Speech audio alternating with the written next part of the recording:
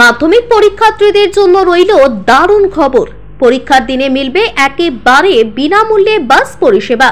অপেক্ষার আর মাত্র কয়েক ঘন্টা, রাত পোহালেই মাধ্যমিক পরীক্ষা। চলতি বছর পরীক্ষা শুরু হচ্ছে 2রা ফেব্রুয়ারি থেকে। অন্যান্য বছরের তুলনায় এবার অনেকটাই এগিয়ে এসেছে পরীক্ষার সময়। এমনকি চলতি বছর পরীক্ষার নিয়মে একগুচ্ছ বদল আনা হয়েছে। শিক্ষক শিক্ষিকাদের স্কুলে প্রবেশের ক্ষেত্রেও রয়েছে বেশ কিছু নিয়ম। আর এবার মিলল দারুণ সুখবর। মাধ্যমিক পরীক্ষার দিনগুলিতে একেবারে বিনামূল্যে বাসে চড়ে পরীক্ষা দিতে যেতে পারবে পরীক্ষার্থীরা। এমনই খুশির খবর শোনালো পূর্ব মেদিনীপুর জেলা প্রশাসন এবং বাস মালিক সংগঠন। মাধ্যমিক পরীক্ষার দিনগুলিতে পূর্ব মেদিনীপুর জেলা জুড়ে একগুচ্ছ বাস চালানো হবে একেবারে বিনামূল্যে। সরকারি এবং বেসরকারি উভয় ধরনের বাসে চড়ে মাধ্যমিক পরীক্ষা দিতে যেতে পারবেন পরীক্ষার্থীরা।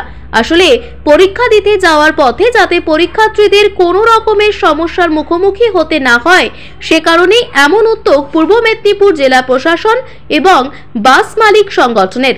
উল্লেখ্য, চলতি বছর মাধ্যমিক পরীক্ষা শুরু হচ্ছে সকাল 9:45 এবং পরীক্ষা শেষ হবে বেলা 1টায়।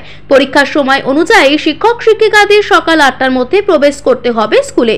মাধ্যমিক পরীক্ষার জন্য জেলায় জেলায় ভোর 5:30 থেকে শুরু হবে পরিবহন ব্যবস্থা পরিষেবা। জেলাগুলিতে সরকারি বাস চলাচলের ওপর দেওয়া হচ্ছে নজরদারি।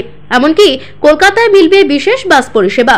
শিয়ালদহ ডিভিশনের বনগাঁ এবং মেন লাইনের বিভিন্ন হল্ট স্টেশনগুলিতে দাঁড়াবে ট্রেন। ইতিমধ্যেই পরীক্ষার্থীদের সুবিধার জন্য একগুচ্ছ কন্ট্রোল রুম খোলা হয়েছে।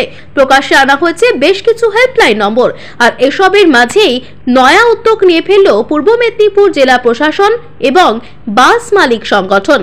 আমরা সকলে মিলে একটা দ্রুত সিদ্ধান্ত নিয়েছি যে আগামীকাল 2 তারিখ থেকে আমাদের জেলায় যে সমস্ত পরীক্ষা দিতে আসবেন, কেবলমাত্র তাদের জন্য আমরা কালকে থেকে যে কদিন পরীক্ষা হবে বাস ফেয়ারটা এক্সাম করব। কিন্তু তাদের সঙ্গে যারা থাকবেন তারা ফুল ফেয়ার দেবেন। পরীক্ষার্থীরা এই সুযোগটা পাবেন। সকাল থেকে যেহেতু পরীক্ষা এগিয়ে এসছে, ন্যাচারাল ক্যালামিটি যদি হয় তাহলে পরে আমাদের বাস সার্ভিসের যে সময়গুলো থাকে তারা আমরা চেষ্টা করছি সব বাসগুলো সেগুলো সময় মতো চালানোর জন্য। আর আমরা প্রস্তাব দিয়েছিলাম যেগুলোতে যানজট হয়, আগের সভাতে আমরা সেগুলোতে উল্লেখ করেছি। প্রশাসন আমাদেরকে সেইভাবে অ্যাসিওর করেছেন যে সেই জায়গাগুলো, বিশেষ করে লরি যে জায়গাগুলো ট্রান্সপোর্ট হয়, পার্কিং হয়, যেগুলো জ্যাম্প হয়, হলদিয়া NH41 এর উপর যে রাস্তায় কাজ চলছে এই মুহূর্তে, সেই জায়গাগুলোতে যাতে বেশ কিছু স্প্যান ধরে 2 কিলোমিটার 3 কিলোমিটার স্প্যানকে একটা লেনে করে বাস সার্ভিস দিচ্ছে, সেটা যাতে এক্সাম করা হয় আপ টু সকাল থেকে 10টা পর্যন্ত। যে লেনগুলো যাতে ফ্রি করা হয়, যাতে স্মুথ ট্রান্সপোর্টেশন হয়, সেটা তারা রাখবেন, সেটাও বলেছেন।